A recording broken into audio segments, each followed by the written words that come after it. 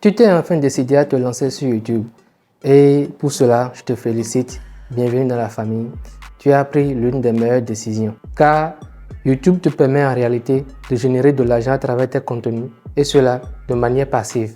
Mais le seul problème maintenant, c'est que tu n'as pas réellement le temps à consacrer à la création de contenu. Il faut dire que la tâche n'est pas très simple. Tu vas devoir écrire tes scripts, tu vas devoir faire le tournage, tu vas devoir faire le montage et tu vas devoir faire la publication. Ce qui comporte également faire tes miniatures, faire une bonne description, définir le bon titre pour la vidéo en question et choisir les bons mots-clés.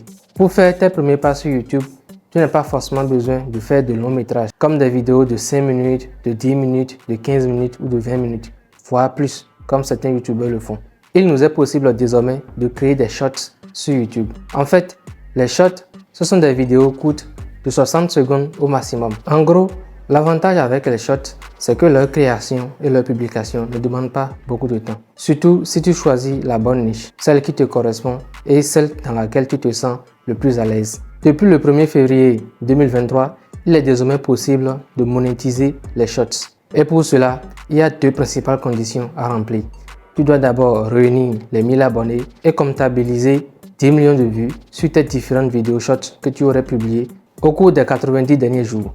En gros, les 10 millions de vues doivent être faits au cours des 90 derniers jours. Et ce que j'aime particulièrement avec les shorts, c'est qu'ils nous permettent d'avoir beaucoup plus d'abonnés et cela très rapidement. Puisqu'en publiant les shorts au bon moment, il t'est possible d'atteindre un large public et cela très facilement. Alors, depuis quelques semaines, j'ai pris la résolution de tester les shorts, de voir en fait leur portée et de voir en fait leur avantage par rapport aux petits créateurs de contenu sur YouTube. Du coup, ce que j'ai fait, c'est que j'ai créé une chaîne YouTube sur la musculation. Ça s'appelle Monsieur Kokou. Je te mettrai le lien de la chaîne en description de cette vidéo pour que tu puisses la parcourir pour voir en fait comment est-ce qu'elle se présente. Sur cette chaîne YouTube là, je me suis lancé le défi de publier en moyenne un short par jour pendant 30 jours. Cette expérience m'a permis de tirer plusieurs conclusions que je te partage dans ma vidéo aussi. Mais avant que je te partage ces quelques conseils là que j'ai pu tirer de la publication de mes shorts sur ma chaîne YouTube de musculation, je te propose de faire un tour rapide des statistiques de la chaîne YouTube en question.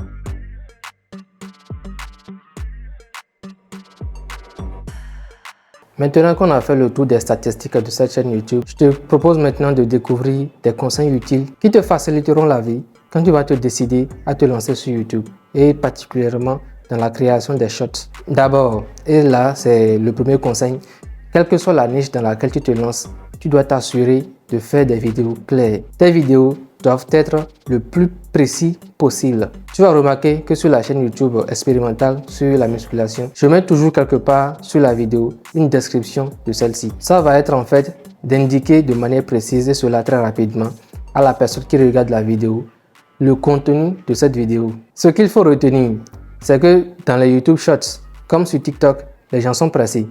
Et toi, tu viens de te lancer sur la plateforme. Ta chaîne est toute nouvelle. Tu dois en fait prouver ton utilité. Et pour cela, tes vidéos shorts doivent être le plus précis possible. Pour augmenter la portée et les vues de mes vidéos shorts, je défile en fait dans les flux shorts pour voir les principales chaînes YouTube qui vont apparaître. Et je sauvegarde en favori les musiques que ces créateurs ont utilisées sur leurs différents shorts. L'idée en fait, c'est d'utiliser ces mêmes musiques sur mes différents shorts pour améliorer leur portée. Tes shorts doivent être courts quand tu démarres. C'est vrai que tu as la possibilité de faire des shorts même de 60 secondes. Mais dans l'idéal, fais en sorte que tes shorts durent au maximum 30 secondes quand tu démarres. Et dans ces 30 secondes là, apporte le maximum d'informations qu'il t'est possible de fournir à ton public. Comme ça, tu vas améliorer les interactions sur ta vidéo, ce qui va accroître en fait la portée de celle-ci. Puisque plus tu as de likes, plus tu as de commentaires et plus tu as de partages, l'algorithme va considérer que ta vidéo est intéressante et va la proposer à un public beaucoup plus large, ce qui pourrait la rendre virale. En gros, selon la niche dans laquelle tu t'es lancé, expérimente plusieurs durées de vidéos. Commence avec des vidéos de 10 secondes, de 15 secondes, de 20 secondes, de 30 secondes, ainsi de suite, jusqu'à faire des vidéos de 60 secondes. J'ai aussi remarqué que l'heure de publication des vidéos importe énormément. Lorsque tu mets ta vidéo en ligne au bon moment, elle est indexée au bon moment par l'algorithme et elle est proposée à un public présent sur la plateforme. Or, sur YouTube, pendant les jours ouvrés du lundi au vendredi, les gens sont en ligne à partir de 17 h. Avec les shorts que j'ai publiés sur ma chaîne YouTube dédiée à la musculation, ce dont je me suis rendu compte, c'est que l'indexation des vidéos prend en moyenne 6 à 7 heures. Si tu veux que ta vidéo atteigne un public qui est en ligne à partir de 17 h, voire 18 h, tu vas devoir mettre en ligne ta vidéo déjà à 11 h ou à 12 h et tout au plus tard à 13 h. Comme ça, déjà à 17 h, jusqu'à 18 h ou voire même à 19 h ou 20 h, ta vidéo sera présentée au public là qui sera présent. Et c'est pareil pour les week-ends. Toutefois, il y a certains jours pendant lesquels j'ai publié 2 vidéos. Je publiais une vidéo entre 11 h et 12 h et j'ai publié une deuxième vidéo entre 17 h et 18 h. Les vidéos que je publiais le soir entre 17 h et 18 h sont indexées par l'algorithme et sont présentées au public qui sont présents sur la plateforme à partir de 0 h. Parce qu'en fait, l'indexation et la présentation de la vidéo dans les flux Shorts prend entre 6 h et 7 h, comme je l'ai dit précédemment. Donc, si tu veux maximiser tes chances d'atteindre un public très large, je te conseille de publier 2 vidéos par jour. Ne fais pas comme moi, publie en moyenne 2 vidéos par jour. L'avantage avec les Shorts, c'est que tu peux également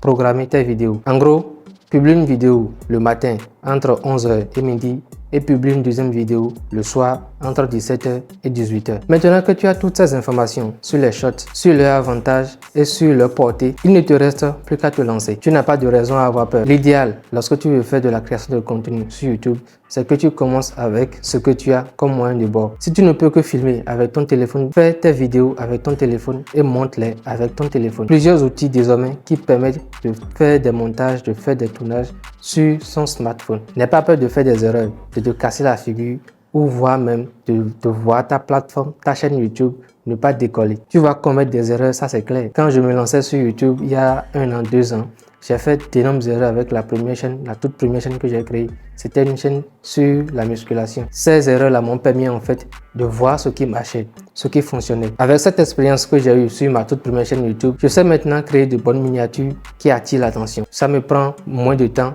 et cette expérience-là, ça reste pour toujours. Les erreurs que j'ai commises par le passé, je ne vais plus les recommettre sur ma chaîne principale, celle-ci que je présente en face caméra. Du coup, ne fais pas attention à ta peur. Si tu te lances, tu vas faire des erreurs, ça c'est clair. Mais ces erreurs-là vont te permettre de t'améliorer.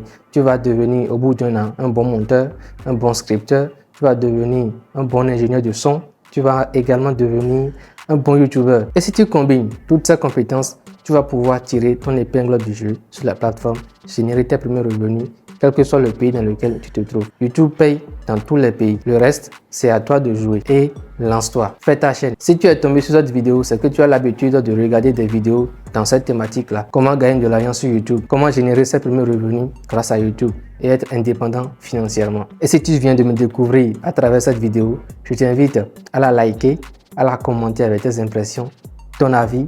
Et surtout, abonne-toi à la chaîne, active toutes les cloches de notification pour ne rien manquer des prochaines vidéos que je vais publier et qui te seront essentiellement utiles.